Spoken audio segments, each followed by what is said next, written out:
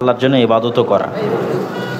আমি সৃষ্টিকর্তা হিসেবে বিশ্বাস করলাম ঠিকই, কিন্তু ইবাদত করলাম অন্যদের, বিভিন্ন মূর্তির, কবরের, মাজারের, তাহলে সেটা হলো মানে রবের দায়িত্ব পালন করলাম কিন্তু ইলাহিরটা করলাম না। আমার বড় বাপ ও বড় মায়ের সাথে সম্পত্তি নিয়ে একদিন কথা কাটাকাটি হয়। আমার বাবাকে তারা সম্পত্তি থেকে বঞ্চিত করেছে। আমি রাগ করে তাদের সাথে কথা বলি না। বর্তমানে রাস্তাঘাটে দেখা হলে বড় আব্বা কথা বলে, আমিও কথা বলি, কিন্তু বড় মা কথা বলে না কখনোই।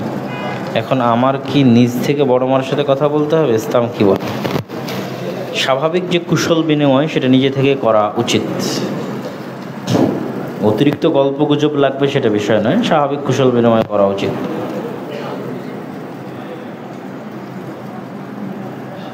তার মানে মানুষ নিজের হক ছেড়ে দিবে সেটা বলেনি। নিজের হক আদায়ের জন্য সর্বোচ্চ লড়াই করবে, সম্পর্ক নষ্ট করবে না।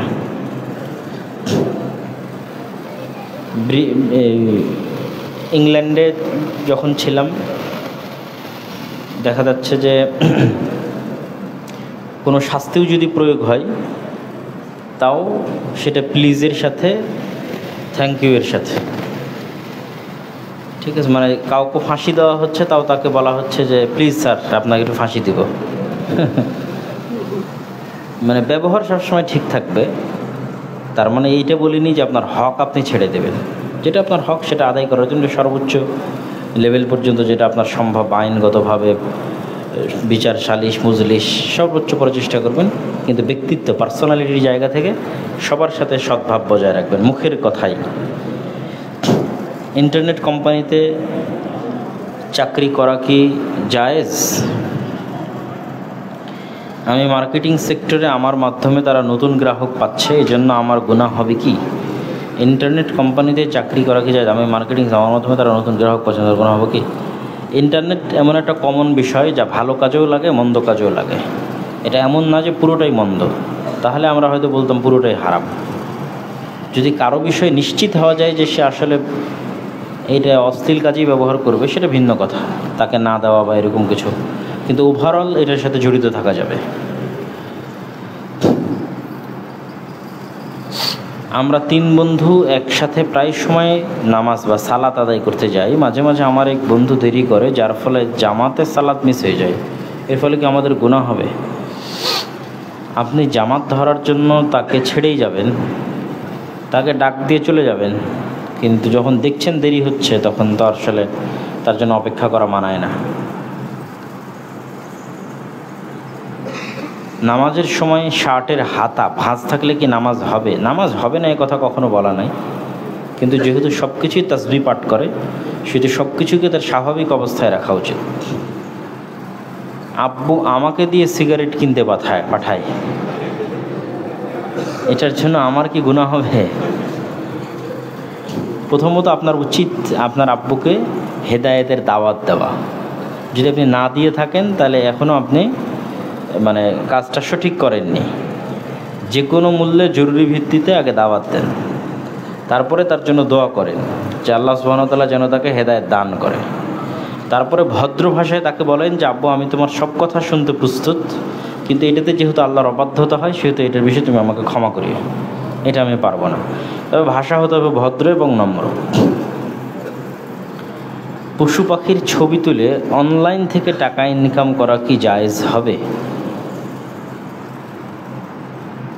পশু পাখি যেহেতু এমন প্রাণী যার রূহ আছে, প্রাণ আছে, সেহেতু সেই সমস্ত প্রাণীর ছবি তোলা বা সেটা ব্যবসা করা যাবে না। তবে যে কোনো প্রাকৃতিক বৈচিত্র্য যেগুলো আছে, তথা গাছপালা, ফুল, ঠিক আছে, এগুলোর যদি কেউ ছবি উঠায় এবং সেটার ভিত্তিতে কোনো টাকা ইনকাম করে, সেটাতে সমস্যা নেই।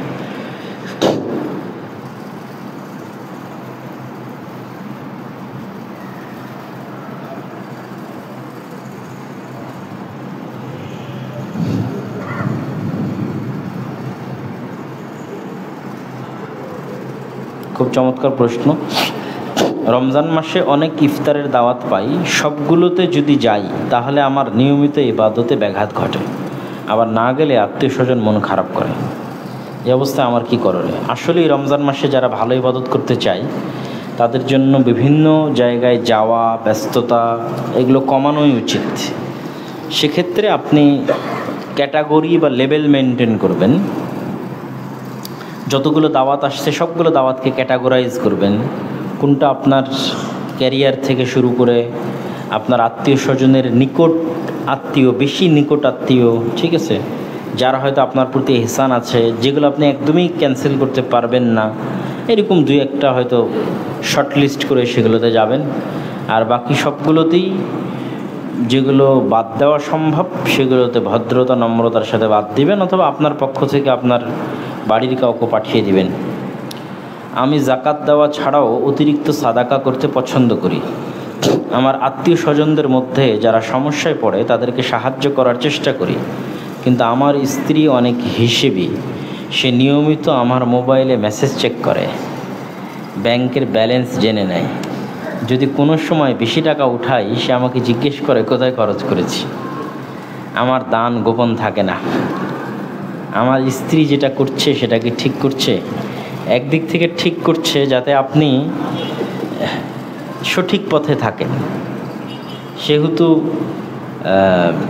সে যদি আপনাকে দান করেছেন এটা জানার পরে বাধা না দেয়, সেক্ষেত্রে আমি গোপন রাখার কোনো প্রয়োজনীয়তা দেখছি না।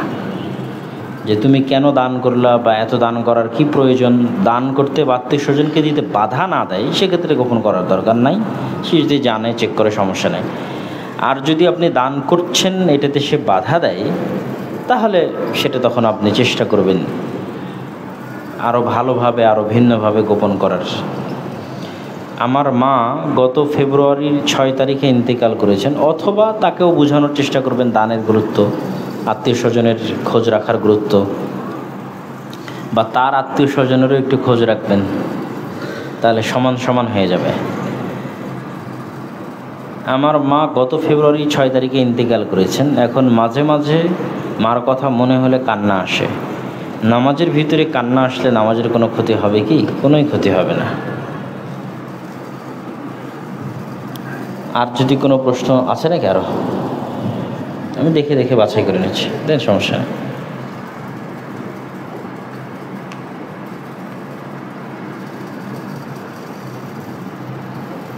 সালাতের সুন্নাতে মুআক্কাদার দলিল, আমাদের ওস্তাদজির একটা বই আছে, রাসূল সাল্লাল্লাহু আলাইহি ওয়াসাল্লামের সালাত বনাম প্রচলিত সালাত, সালাত সংক্রান্ত সব মাসলা সেখানে পাবেন।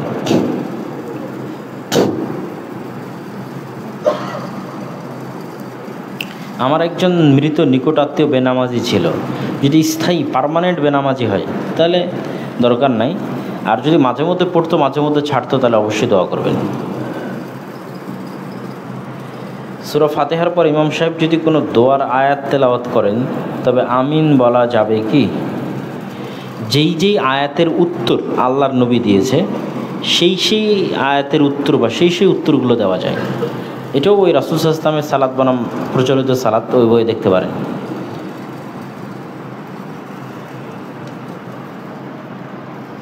জুব্বা টাকনুর নিচে গেলে নামাজ হবে কি না? সব কিছুর সাথে নামাজ হওয়া না হওয়ার সম্পর্ক নাই। এটা গুনাহের কাজ, কবিরা গুনাহ, সালাতের মধ্যে হোক সালাতের বাইরে হোক, গুনাহ থেকে বেঁচে থাকতে হবে।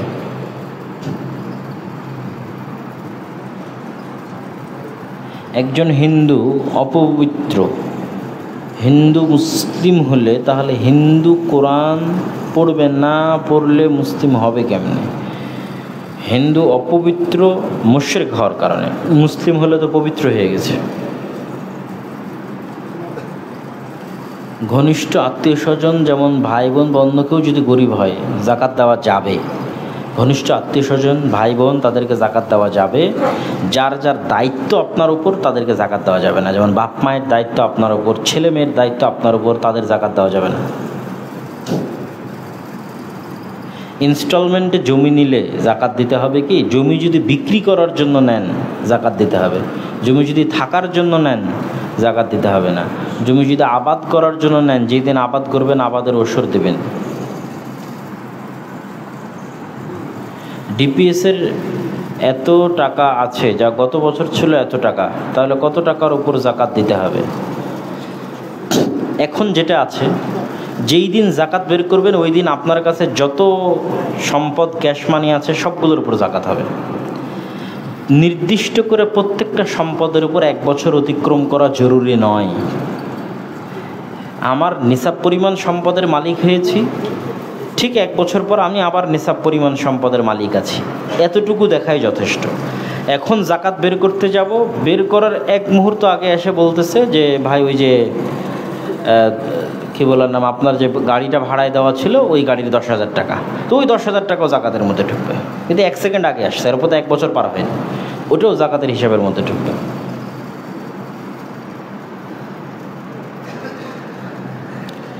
নিসাব পরিমাণ সম্পদ হলে সকল জাকাতযোগ্য সম্পদের উপর জাকাত দিতে হবে। দাস দাসী প্রথার বিধান কি এখনও আছে? যদি যুদ্ধ হয় তাহলে থাকবে, যুদ্ধ ছাড়া স্বাভাবিক অবস্থায় কোনো দাস দাসীর প্রথা নাই। কিন্তু দাসীর কোনো ওইরকম স্বাধীন মুমিনার মতো পর্দা নাই।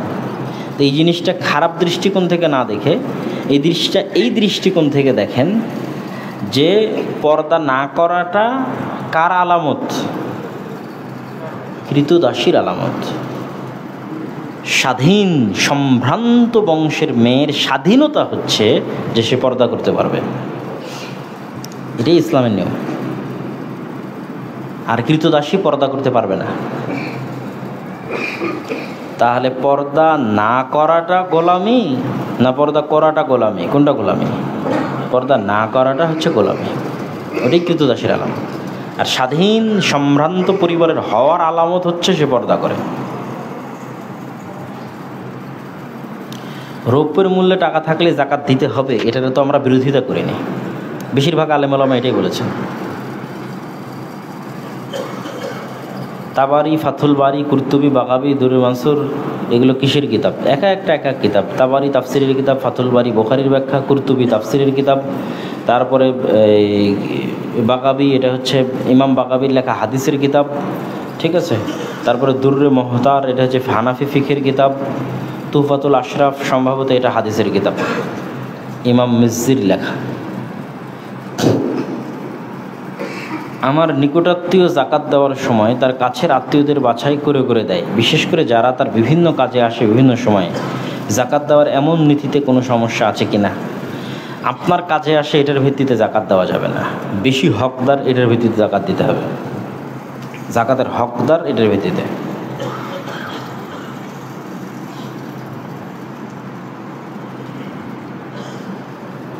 আমাদের একটি বাড়ি রয়েছে যেটিতে আমরা বসবাস করি। বাড়িটি দ্বিতলা বিশিষ্ট।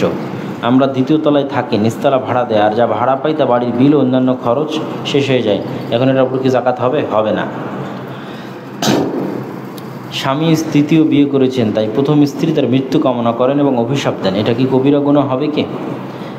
এরকম বৈধ বিষয়ে অভিশাপ দেওয়া উচিত নয়। ইদানিং এক ইফতার মাহফিলে একটি দলের একজন শীর্ষস্থানীয় নেতা আলেমদের উদ্দেশ্যে বলেন, সব দেশের সাথে মিল রেখে একসাথে ঈদ করা যায় কিনা। আমি আগেই বলেছি রাষ্ট্রের সিদ্ধান্ত। সম্মানিত শায়েখ, আমার প্রশ্নটি হচ্ছে, আমার স্ত্রীর গহনার মধ্যে কিছু অংশ মোহর হিসেবে আছে এবং কিছু পরিমাণ পরে তৈরি করা হয়েছে, তবে শুধু স্বর্ণের নিসাব এতে হয় না। আমার নগদ টাকার হিসাব করার সময় কি স্বর্ণগুলোর মূল্য? খুব চমৎকার। নগদ টাকা হিসাব করার সময়, ব্যবসায়িক সম্পদ হিসাব করার সময় স্বর্ণগুলোর মূল্যও ধরবেন। তবে যেটা আপনার স্ত্রীর মোহরানা হিসেবে ওটা আপনার স্ত্রীর মালিকানায়, সেটা আপনার মালিকানায় ধরবেন না। যেগুলো আপনি তাকে দিয়েছেন বা আপনি পরে বানিয়েছেন সেগুলোই ধরবেন। আর উনি পার্সোনালি যদি জাকাতের মালিক হয় সেটা তখন উনি ওনার মোহরানার স্বর্ণটা ওনার মধ্যে ধরবেন।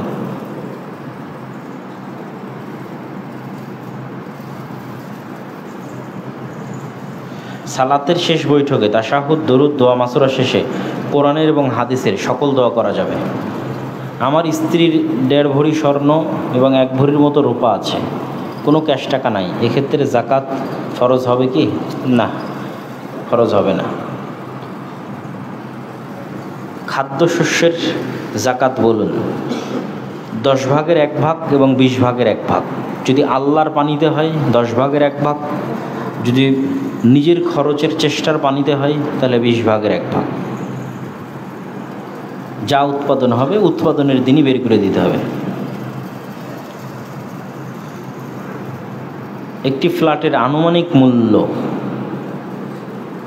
5 লক্ষ না 50 লক্ষ টাকা, বছরে ভাড়া আসে প্রায় 2 লক্ষ, তাহলে জাকাতযোগ্য সম্পদ কোনটা? যেটা ভাড়া আসে সেটা কোটি টাকা মূল্য হোক, সেটা জাকাত অ্যাজ এ সম্পদ নির্ধারিত হিসেবে জাকাতযোগ্য নয়। এই যে 2 লাখ টাকাটা আপনি পাচ্ছেন, এই 2 লাখ টাকা তো আপনার কাছে হয় থাকে না হয় খরচ হয়ে যায়। যদি আপনার কাছে থাকে তো এমনি জাকাতের হিসাবের মধ্যে আসবে। আপনি যখনই ক্যাশ টাকা হিসাব করতে যাবেন তখন কি আর আলাদা করবেন নাকি যে কোনটা ভাড়ার টাকা কোনটা কিসের টাকা? অটোমেটিক এই ভাড়ার ক্যাশ টাকা তো ক্যাশ টাকার মধ্যে আছেই, তখন এমনি হিসাবের মধ্যে আসবে। আলাদা হিসেবে ওই বাড়ির উপর কোনো জাকাত হবে না যে আমি এত টাকার বাড়ি ভাড়া দিয়ে রেখেছি। তখনই জাকাত হবে যখন এটা আপনি ফ্ল্যাটের ব্যবসা করেন, ফ্ল্যাট কিনেছেন কালকে সেল করে দিবেন, তখন ওই ফ্ল্যাট আজকে আপনার কাছে বাজার মূল্য কত সেটার বাজার মূল্য হিসেবে জাকাত দিতে হবে। আর ভাড়া ফ্ল্যাট দেওয়া হোক, ভাড়া গাড়ি দেওয়া হোক, ভাড়া জমি দেওয়া হোক, সেগুলোর আলাদা করে হিসাব করতে হবে না যে আমি এত টাকার ভাড়া দিয়েছি এত টাকার জাকাত লাগবে না। ওই টাকা যখন ক্যাশ হিসেবে এসে জমা হবে তখন ক্যাশ মানির মধ্যে তো এমনি হিসাব হবে, ভাড়া হিসেবে আসুক আর যে হিসেবে আসুক। সালাতের রুকুর চাইতে সাজদা লম্বা হলে কোনো সমস্যা নেই তো ঠিক আছে। আরও দেন শেষ করে দিই, আর নিয়েন না প্রশ্ন, আর নিয়েন না। যে সব শেষে বলতেছি আমি ওটা। দাড়ি ওঠার জন্য বা বড় সুন্দর ওঠার জন্য কোনো তেল বা ওষুধ ব্যবহার করা যাবে কি? যেতে পারে। স্বর্ণরূপের সমাজে আলাদা হিসাব বলেছেন, দয়া করে ফসল এবং গবাদি পশুটা বলবেন।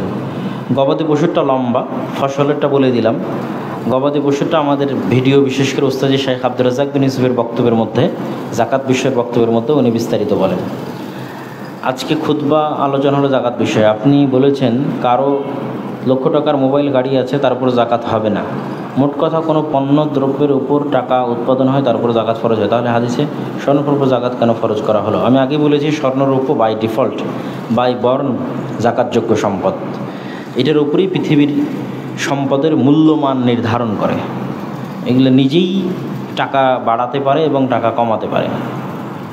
উস্তাদ আমরা জানিয়েছি যে সাহারি খাওয়া অবস্থায় আজান শুরু হলে শেষ পর্যন্ত খাওয়া যায়। ইচ্ছা করে এমন করে দেরি করা যাবে কি? ইচ্ছা করে এমন দেরি করা ঠিক নয়।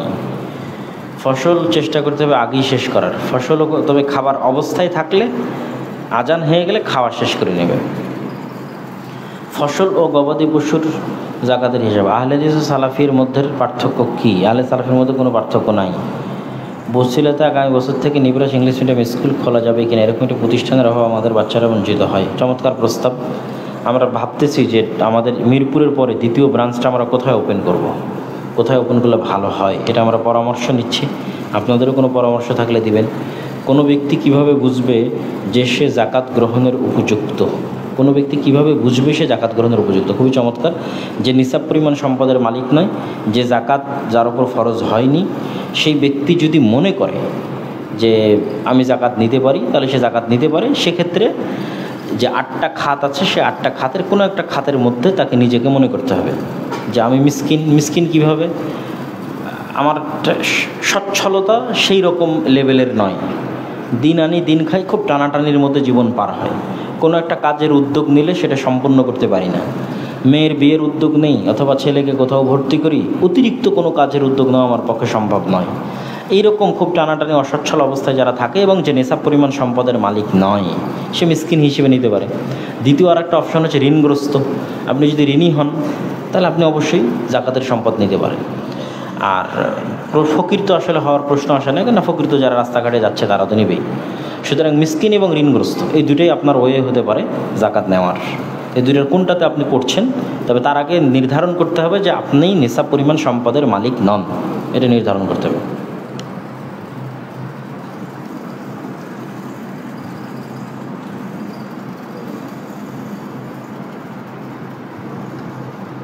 জি, আমরা সবাই বৈঠক শেষে দোয়া পড়ি, সুবহানাকাল্লাহু ওয়া বিহামদিকা আশহাদু আল্লা ইলাহা ইল্লা আনতা আস্তাগফিরুকা ওয়া আতুবু ইলাইক। এটা কি বলছিলেন আঙ্কেল? হিন্দু থেকে মুসলিম হতে চায়, এখনো মুসলিম হন নাই, এই অবস্থায় যদি কোরআন পড়তে চায় পড়তে পারবে, সমস্যা নেই।